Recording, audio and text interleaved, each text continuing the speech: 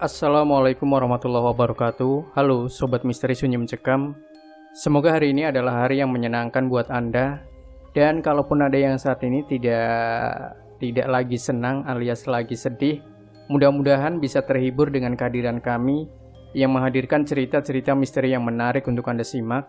Seperti kisah berikut ini yang sudah kami siapkan untuk Anda. Sebuah kisah nyata misteri yang berjudul Terjebak di dalam angkot hantu. Mungkin kamu tidak akan percaya dengan kejadian yang menimpaku ini sewaktu aku naik angkot, kalau bukan kamu sendiri yang mengalaminya secara langsung. Kejadian ini terjadi pada malam aku pulang setelah bermain futsal. Aku sangat menyukai olahraga sepak bola, makanya di tengah kesibukan, aku sempat menyempatkan diri untuk main futsal, dan biasanya kami bermain di sebuah rental penyewaan futsal. Namun, setelah peristiwa ini terjadi 6 bulan yang lalu, aku tidak lagi merasa tenang ketika pulang bermain futsal lagi. Seperti biasa kami menyudahi permainan kami pukul 24.00. Setengah jam kemudian, sekitar pukul setengah 1 dini hari, setelah selesai membersihkan dan mengobrol sebentar bersama teman, lalu kami pun bubar. Biasanya aku selalu pulang dengan Ricky sahabatku, karena rumah kami memang berdekatan. Tapi malam itu karena Ricky ada urusan lain, aku di-drop olehnya sampai Simpang Dago. Dari situ aku akan naik angkot untuk sampai rumahku di daerah Ciroyom. Kondisi Simpang Dago tengah malam itu cukup sepi dan tidak banyak mobil lalu lalang. Aku berdiri di dekat pertigaan di depan sebuah apartemen dan menunggu sebuah angkutan kota. Aku tahu pasti ada angkot jurusan Ciroyom yang pasti melintas, tapi aku agak pesimis akan ada yang cepat melintas. Entah berapa lama aku menunggu, samar-samar waktu aku melihat ke arah sebelah kiri, ada sebuah angkutan kota berwarna hijau yang lagi menunggu penumpang. Aneh, perasaan aku tidak melihat angkutan itu, batinku. Tapi aku tidak ambil pusing, aku senang karena ternyata ada angkot yang menunggu penumpang di situ. Dan aku pun langsung mendekati kendaraan tersebut tanpa pikir panjang. Kendaraan itu terlihat gelap, di dalamnya seperti tidak ada lampu. Kuperhatikan catnya sudah agak pudar. Ketika sudah dekat, kulihat di dalamnya hanya berisi 3 orang saja penumpang yang di dalam angkot tersebut. Aku pun tidak ambil pusing dan aku langsung naik ke dalam angkotnya. Tadinya aku pesimis kalau angkot tersebut akan langsung berjalan, karena aku berpikir angkot tersebut pasti akan lama menunggu penumpang di sini. Tapi ternyata aku terkejut. Di luar dugaan, sopir angkot langsung menginjak gas dan angkot pun langsung berjalan. Walaupun gelap, tapi samar-samar aku dapat melihat ketiga penumpang lain saat itu.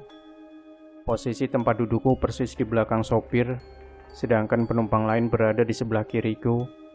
Dan aku bisa mengamati mereka bertiga secara langsung dalam satu tengokan dengan bantuan cahaya dari jalanan. Ketiga penumpang tersebut semuanya adalah pria. Yang paling dekat posisi duduknya denganku masih terlihat muda, sekitar 20 tahunan. Dan kedua orang lainnya duduk berseberangan di pojok angkot. Bisa kutebak umur mereka sekitar 40 tahunan. Mereka hanya diam saja dan tidak bercakap-cakap. Sikap mereka sangatlah janggal. Posisi duduk mereka pun agak aneh. Mereka semua duduk tegak dengan tangan mereka di atas lutut dan kepala mereka menghadap lurus ke depan.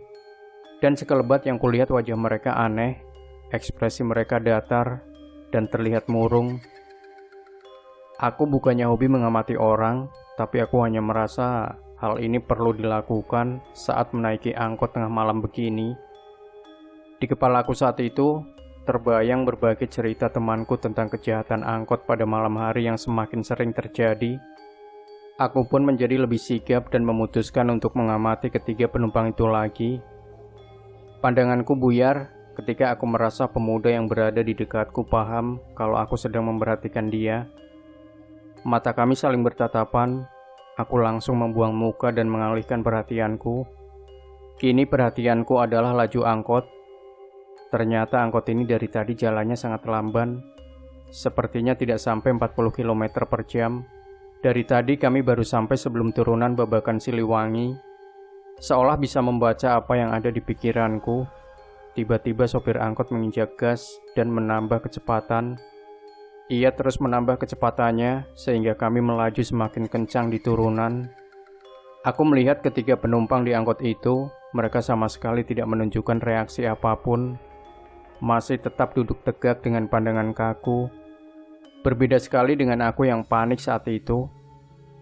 Angkot melaju kencang di babakan Siliwangi yang berbelok-belok. Jalanan memang terlihat kosong, tapi aku sangat khawatir kalau tiba-tiba ada kendaraan yang lewat.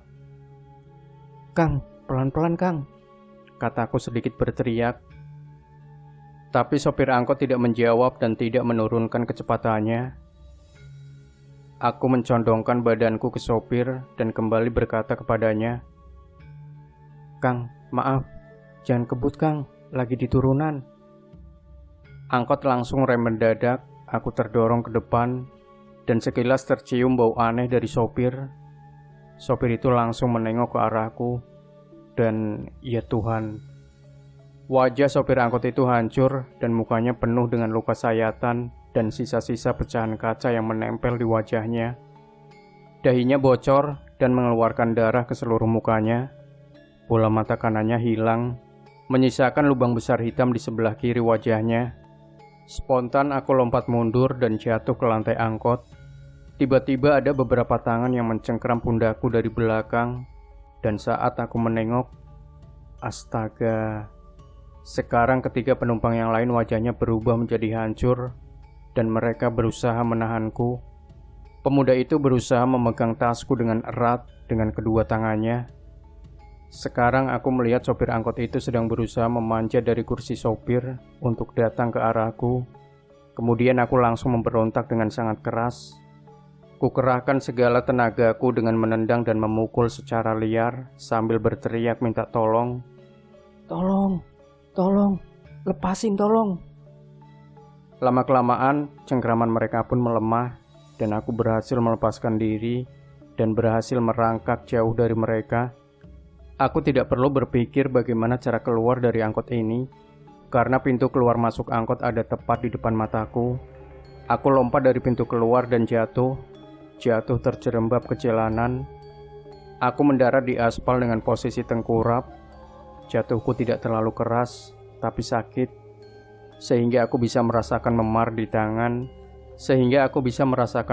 tangan dan kakiku. Dan dengan kebetulan, seorang pengendara motor yang sedang lewat dari arah berlawanan melihatku terjatuh. "Astagfirullah," teriaknya sambil menghentikan motor, dan seorang bapak-bapak berlari ke arahku dan langsung membantuku bangun.